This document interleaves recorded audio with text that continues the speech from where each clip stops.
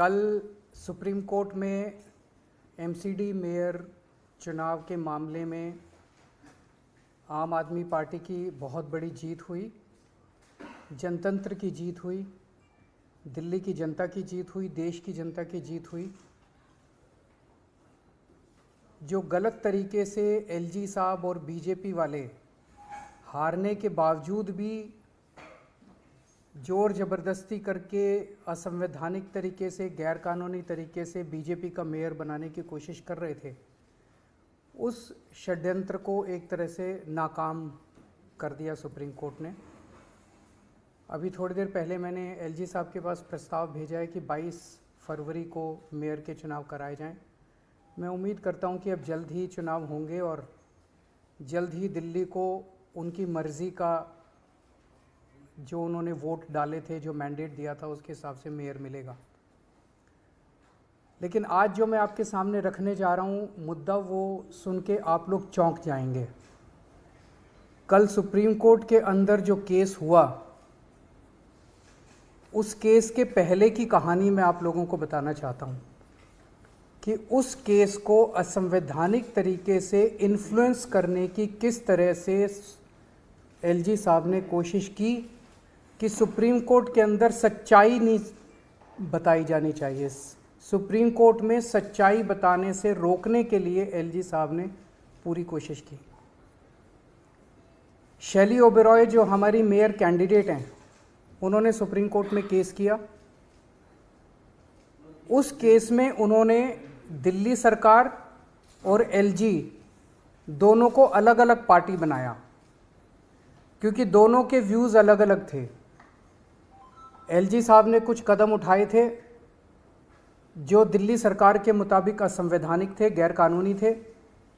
तो शैली ओबेरॉय ने दिल्ली सरकार को, एलजी को अलग अलग पार्टी बनाया। दिल्ली सरकार ने यूडी सेक्रेटरी को आदेश दिए कि इस केस में गौतम नारायण को दिल्ली सरकार की तरफ से वकील नियुक्त किया जाए।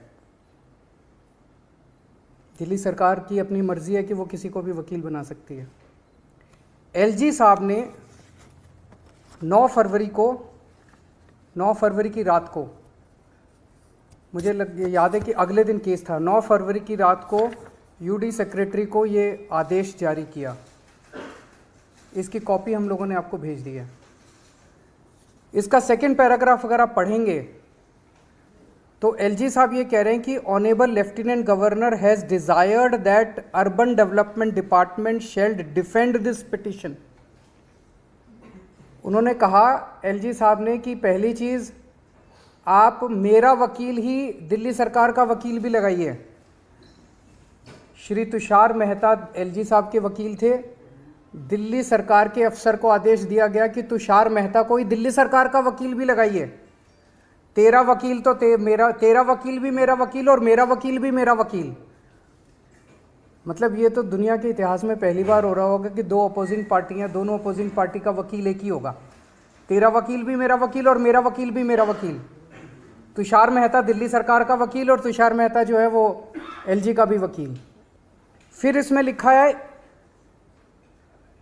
कि Delhi urban development department shall defend this petition. LG साहब उसको कह रहे हैं, अफसर को, कि जितने गलत काम मैंने किया आपको सुप्रीम कोर्ट में उसको डिफेंड करना है। आपको सच्चाई नहीं बतानी, आपको के सुप्रीम कोर्ट के अंदर मेरे सारे गलत कामों को डिफेंड करना है। एक किया। दूसरा आदेश, you should engage the services of Shri Tushar Mehta. मेरा वकील तुषार मेहता है, तुम भी तुषार मेहता को करो, तुम अपना वकील गौतम नारायण को मत करो।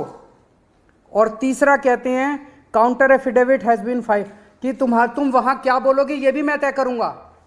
तुम्हारा वकील ऑपोजिट पार्टी, दो पार्टियां कोर्ट में हैं। एक पार्टी अपनी दादागिरी, अपनी गुंडागर्दी, अपने पद का दुरुपयोग करके दूसरी पार्टी को कहती है कि तेरा वकील भी मैं तय करूंगा, तेरी सबमिशंस भी मैं तय करूंगा और तू मेरे पक्ष में बोलेगा। ये तो इन्होंने, ये क्या है? तो ये दो डायरेक्शन जब उस अफसर के पास गई, उस अफसर को दिल्ली सरकार के मनीष सिसोदिया जी ने डायरेक्शन दी कि आप गौतम नारायण को कीजिए, एलजी साहब ने डायरेक्शन दी कि आप तुषार मेहता को कीजिए। वो बेचारा अफसर, आप सोच सकते हैं क्या करता। उसके पास कोई चारा नहीं था, उसने तुषार मेहता जी के पक्ष में अपना वकालतनामा दी। दिल्ली सरकार के का वकालतनामा भी तुषार मेहता जी के पक्ष में दे दिया। क्यों दिया? उस अफसर के पास 2 ऑर्डर थे। एक दिल्ली सरकार के मंत्री का ऑर्डर था जिसके अंडर में वो काम करता है, उसका एलजी से कोई लेना देना नहीं है उस अफसर का, और एक एलजी का ऑर्डर था। एलजी कह रहे हैं तुषार मेहता को वकील लगाओ, ये अफसर ये क्या मंत्री जी कह रहे हैं, उसके अपने मंत्री जी कह रहे हैं कि गौतम, उसने तुषार मेहता के वकालत के पक्ष में वकालतनामा दे दिया। तो तुषार मेहता सुप्रीम कोर्ट के अंदर दोनों पार्टियों की तरफ से खड़े थे, दिल्ली सरकार की तरफ से भी खड़े थे और एलजी साहब की तरफ से भी खड़े थे। जाहिर तौर पे अफसर के यहाँ पे बंदूक रख के उसको धमकी दे के तेरे को सस्पेंड कर देंगे, तेरे को ट्रांसफ़र कर देंगे, तेरा करियर बर्बाद कर देंगे, उससे ज़बरदस्ती करके और वो वकालतनामा दिलवाया गया। एलजी ने ऐसा क्यों किया?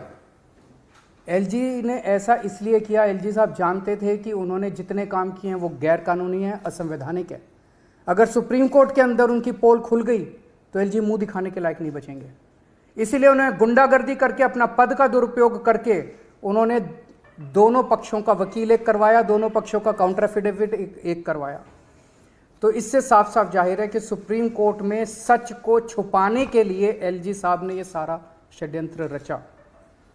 जैसे हम फिल्मों में देखते हैं कि जो क्रिटिकल गवाह है उसको कोर्ट में पेश होने से रोकने के लिए कभी उसको किडनैप कर लिया जाता है, कभी उसके परिवार वालों को किडनैप कर लिया जाता है, कभी उसको हत्या कर दी जाती है जो क्रिटिकल विटनेस होता है।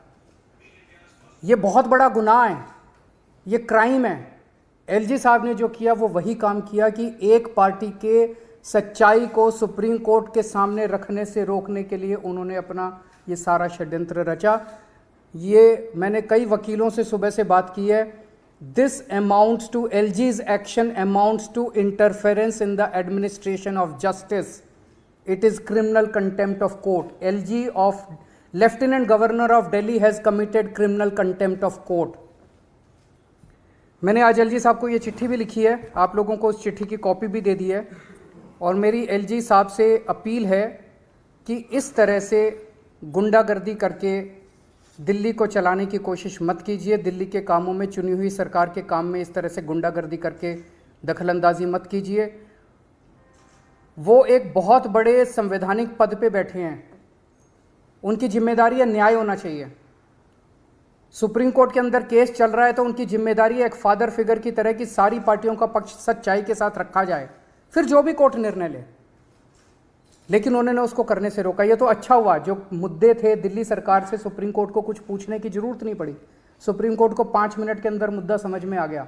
अगर सुप्रीम कोर्ट बाई चांस कल ये पूछता कि दिल्ली सरकार का वकील कौन है, दिल्ली सरकार हमें ये बताए, तो 2 लोग खड़े होते। एक तुषार मेहता खड़ा होता जिसके पास अफसर का वकालतनामा था, और एक गौतम नारायण खड़ा होता जिसके पास मनीष सिसोदिया का वकालतनामा था। ये क्या है? एलजी साहब कर क्या रहे हैं? अगर आपके कोई प्रश्न है तो आप। तो इस कोर्ट में आपकी तरफ से वकील, आम आदमी पार्टी की तरफ से वकील थे? वो था शैली ओबरॉय। शैली ओबरॉय ने 2 लोगों को पार्टी बनाई, एक दिल्ली सरकार को और एक एलजी को। उन्हीं मुद्दों पे एलजी के अलग वो थे, दिल्ली सरकार के अलग थे, तो 2 अलग वकील होने चाहिए थे। तो मान लीजिए कोर्ट एक मुद्दे पे पूछता, दिल्ली सरकार आपको क्या कहना है, एलजी साहब आपको क्या कहना है।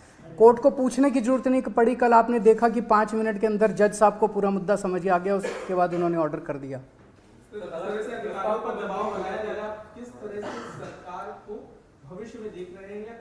नहीं करेंगे, संघर्ष कर रहे हैं, लड़ रहे हैं। अंत में सच्चाई की जीत होगी, अंत में जनतंत्र की जीत होगी, संविधान की जीत होगी। संविधान को कुचल रहे हैं एलजी साहब, एक बार नहीं कई मौकों पे कह चुके हैं, मैं संविधान को नहीं मानता, मैं सुप्रीम कोर्ट के आदेशों को नहीं मानता। ऐसे एलजी के साथ कैसे दिल्ली चल सकती है, कैसे देश चल सकता है? सर, बहुमत आप लोग के पास है, अगर 22 तारीख को मेयर का चुनाव होता है तो आप लोग निश्चित है कि इस बार आम आदमी पार्टी का मेयर दिल्ली को मिल जाएगा? बिल्कुल मिलना चाहिए। जब हमारे पास नंबर्स हैं, आप सब लोग जानते हैं कि हमारे पास नंबर्स हैं, और नंबर्स भी 1-2 नहीं, लगभग 30-40 से भी ज़्यादा हमारी मेजॉरिटी है, उनसे ज़्यादा है। मैंने उनसे यही कहा है कि आपके जैसे, आप संवैधानिक पद पे बैठे हैं, इस तरह की हरकतें करना आपको शोभा नहीं देता है। सर, कल एक्साइज मैटर के ऊपर सीबीआई की दोबारा से इंटरोगेशन है मनीष जी की, क्या लगता है कि अब क्या इंटेंट लगता है? पहली चीज़ तो शराब घोटाला नाम की कोई चीज़ नहीं है, कोई घोटाला नहीं हुआ। सबसे अच्छी पॉलिसी देश में, सबसे पारदर्शी पॉलिसी हम लोगों ने बनाई। यही पॉलिसी जब पंजाब में लागू की गई तो पंजाब में 48% रेवेन्यू बढ़ा, सेम टू सेम पॉलिसी। तो दिल्ली के अंदर इन लोगों ने जानबूझ के पॉलिटिकल वेंडेटा के तौर पे, राजनीतिक षड्यंत्र के तौर पे इन्होंने ये सारा केस रचा है। मनीष जी कल जाएंगे, हम पूरा कोऑपरेट करेंगे और अंत में सच की जीत होगी। Thank you. ये तो वही बताएंगे, मैं कैसे बता सकता हूँ।